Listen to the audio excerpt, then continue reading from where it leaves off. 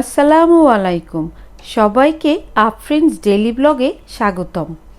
আজকে আমি তৈরি করব চিকেন শিক কাবাব।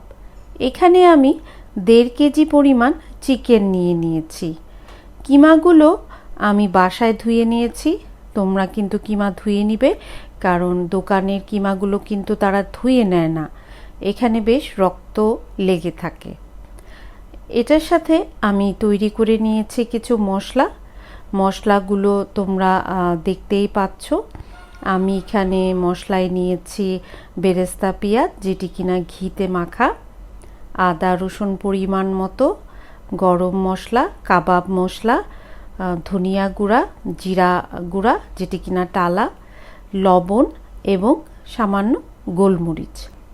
এগুলোর সাথে আরও নিয়েছি, ব্লেন্ডারে করে নিয়েছি আসলে ধনিয়া পাতা, পুদিনা পাতা এবং কাঁচামরিচ।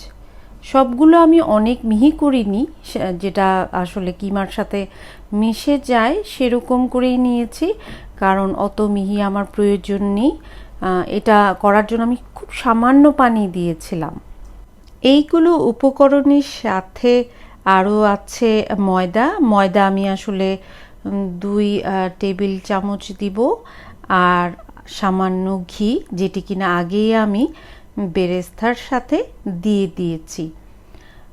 একে একে আমি এখন সবগুলো মশলা এই কিমার সাথে মিশিয়ে দিব এবং মিশিয়ে এটাকে ঢেকে রাখবো প্রায় 1 ঘন্টার মতো।